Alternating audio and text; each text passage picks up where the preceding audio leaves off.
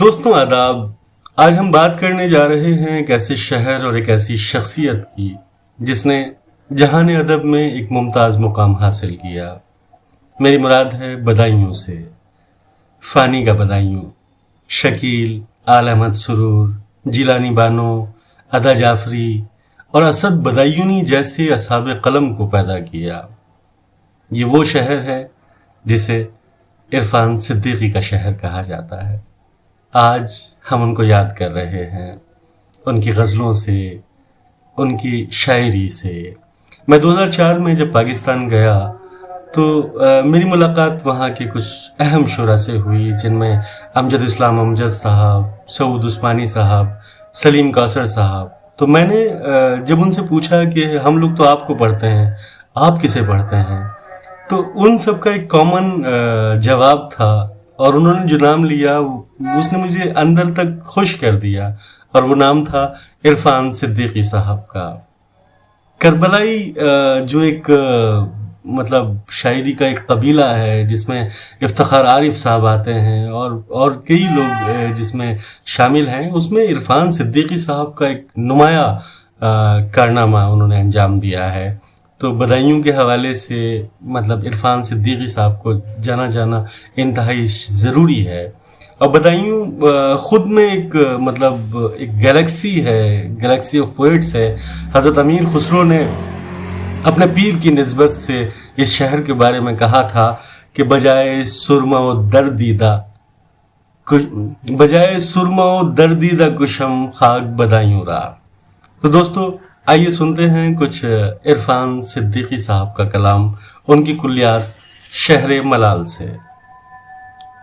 अपने भूले हुए मंजर की तरफ लौट चलो, अपने भूले हुए मंजर की तरफ लौट चलो, गुमशुदा तीरों किसी सर की तरफ लौट चलो।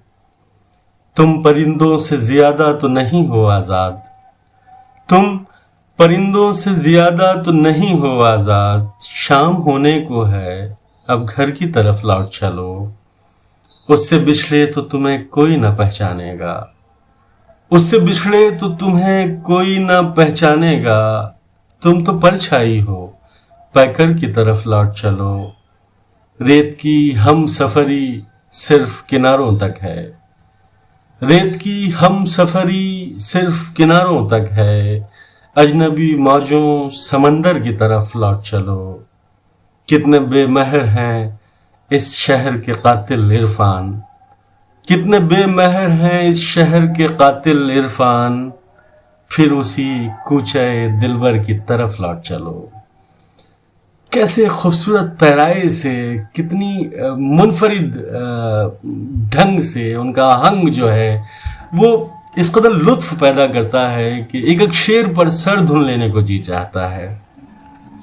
शहर मलाल से एक और गज़ल समात करें कि कहीं तो लुटना है फिर नगदे जां बचाना क्या, कहीं तो लुटना है फिर नगदे जां बचाना क्या।